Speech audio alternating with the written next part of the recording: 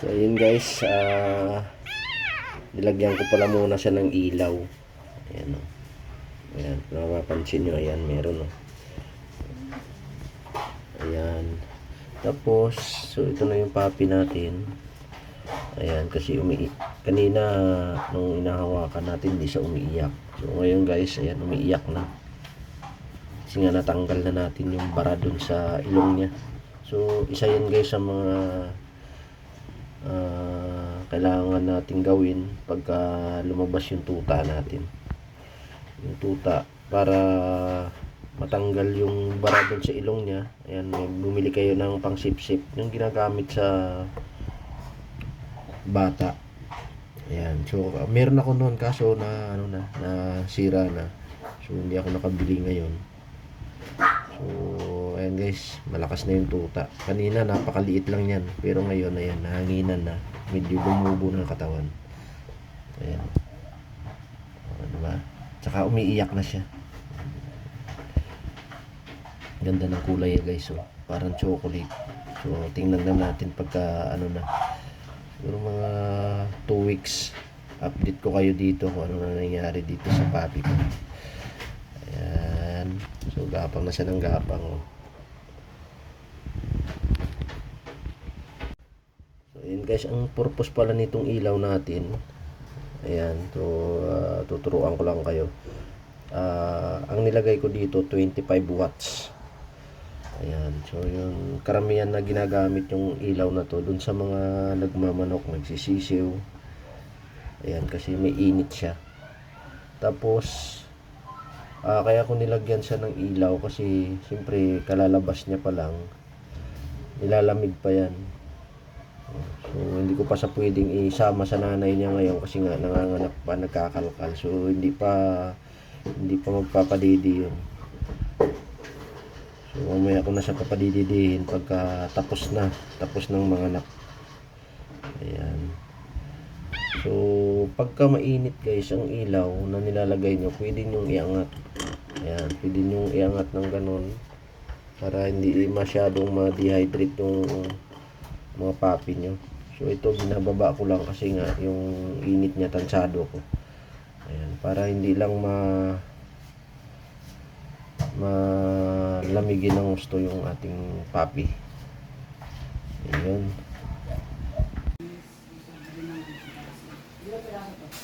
Ayun.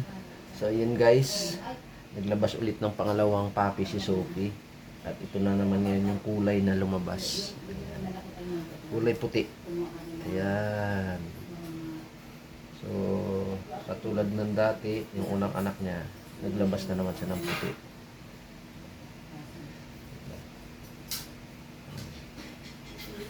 So ngayon guys, lumabas yung anak niya, hindi kasama yung inunan, naputol na. So buti na lang meron tayong forceps nitong pang-ipit sa pusod niya kasi dumugo na kanina. Ayan.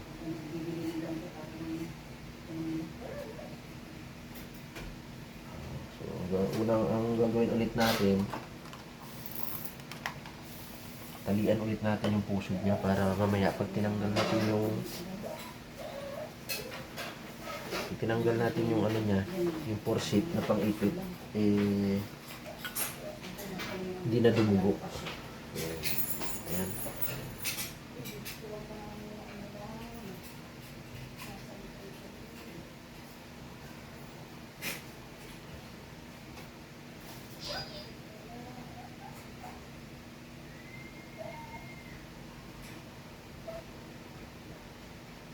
Paalala lang guys, hindi ako breed, ha? Isa lang akong breeder na, ayan,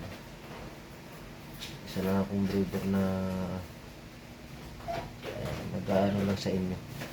Ayan.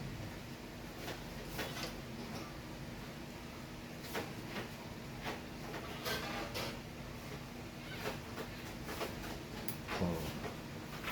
Ulit.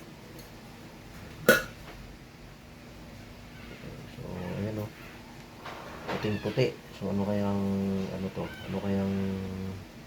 gender nito? Ayan, silipin natin kung anong gender niya.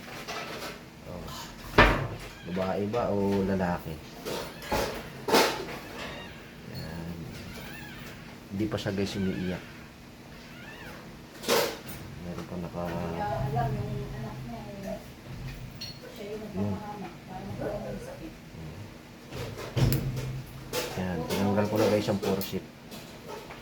So, ay, lalaki. So, yun guys, so lalaki. So,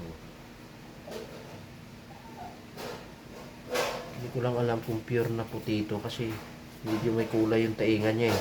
Ayan o. Hindi ko alam kung magpuputi yan or ano. Kaya tingnan mo guys, so, iba yung kulay ng puti niya. Tsaka yung mata niya. Oh, sana nga mag pure white.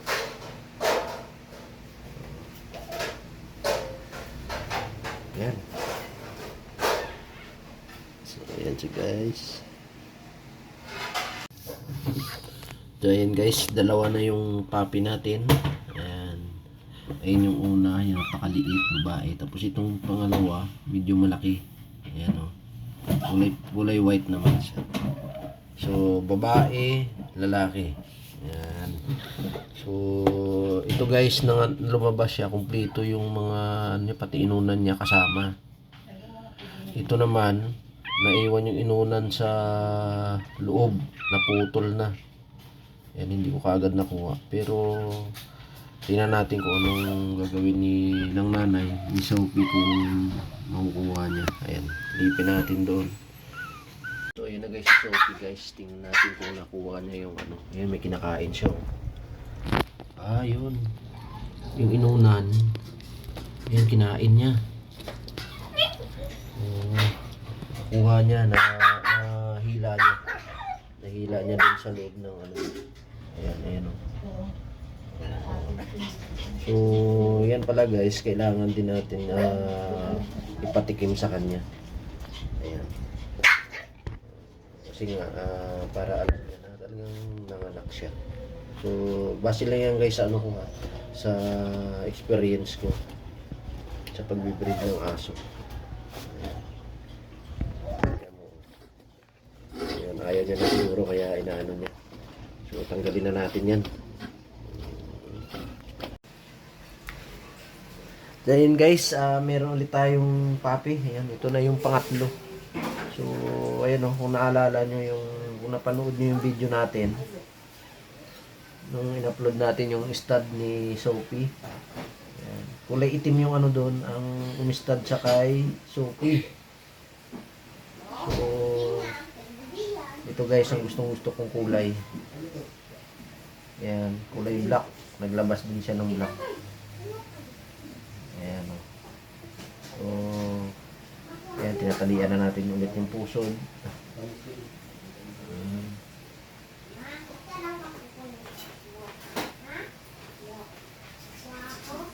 Ayan, gagalaw pa. Ayan.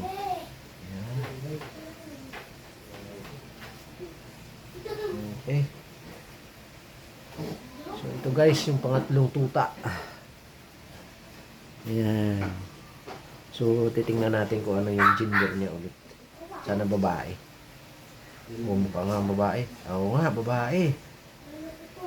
Yun. O, sana mag pure black. Diba? Pero tingin ko black na black talaga. Ayan. Yun. Tatlo na guys ang puppy ni Sophie ngayon. Ayan.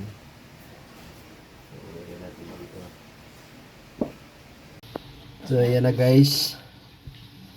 Ito na yung tatlong puppy ni Sophie. So, yung panganay ay Choco. So, baka guys magtaka kayo bakit naglabas ng Choco. Si Sophie kasi, may lahi talagang Choco yun. So, ayan. Tapos, lagi rin siya naglalabas ng kulay puti pag nanganganak siya. Ito. So, ngayon guys, meron tayong isang Choco, isang white, saka meron tayong black. Kasi ang ginamit natin ngayon pang stud kay Sophie ay kulay black. Ayan. So ayan guys, 3 colors. Ayan. Magkaiba ng ano, ng mga kulay. Ayan, ang ganda ng kulay. Oh. Pero ito talaga guys, favorite na kulay ko. Itim. Ayan. So, nakakatuwa kasi nga lahat ng kulay na naandyan ay mga favorite colors natin yan. Ayan o. Ha? Itong choco, diba? Bihira lang din to sa Pomeranian, choco. Ayan o, ang ganda. So yun guys, abangan pa natin kung meron pang ilalabas si Sophie. Kasi nga medyo sa tingin ko meron pa. Ayun, gutom na guys yung puti. Ayun, binidi niya na yung paa ni Itim. Ayan. So ayan guys, sinalang ko na si Sophie dito sa mga anak niya. Sa ngayon 3 lang guys ang nilabas niya, pero medyo malaki pa yung tiyan niya. Ayun, medyo parang may bumubukol pa, pero hindi na ako nag-i-speak guys na hindi na ako umaasa na na may lalabas pa. Ayan, so padidiin na natin to. Si Sophie pala guys, medyo masungit to pag may anak. Tingnan mo, inaabangan niya yung kamay ko. Ayan. Pero takot sa akin na nakala niya kasi kukunin ko yung anak niya. Ganyan siya ka sensitive doon sa mga ayan o, sa mga anak niya. Kaya hindi pwedeng ibang dito, ibang tao na hahawak sa tuta niya na naandyan siya. Ayan. So ako lang nakakahawak nito guys. Kahit si Mrs. medyo dito ilang. Kasi nga may ugali si Sophie na yun na. Pero mabait si Sophie guys. Mabait siya. Super. Pag may anak nga lang siya, hindi mo basta-basta makukuha yung mga anak niya.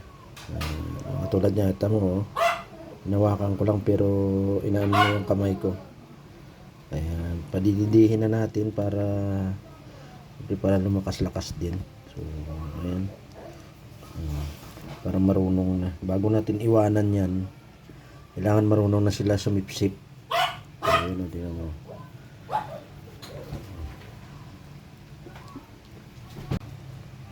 So, ayan guys ang ginagawa niya. Ayan. Halos papaliguan niya na ng dila niya, ng laway niya. Yung tuta niya. Hindi ko alam kung bakit, no. Pero yan lagi ang napapansin ko sa kanila. Siguro yung laway nila, yun yung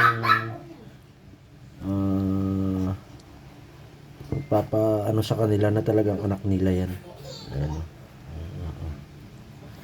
Ayan. Sip-sip, sige. So siguro guys baka 3 lang talaga ang anak na ngayon. So mabuti na lang naglabas ng kulay itim. Kasi yan yung gustong-gusto kong kulay guys. Maglabas na ng itim. Ayan. Oh.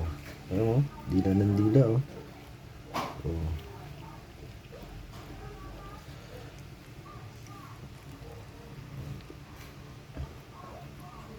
Ayan.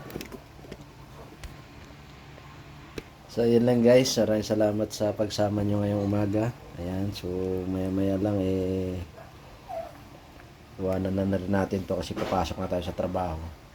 So bago tayo umalis, turuan muna natin dumidi yung mga papi niya. Kailangan matuto talaga. Ayan, so yun na guys, bye bye. Maraming salamat sa mga nag-subscribe, sa mga viewers natin dyan, sa mga solid supporters ng Macnel TV. Ayan, God bless po. Bye bye, ingat kayo.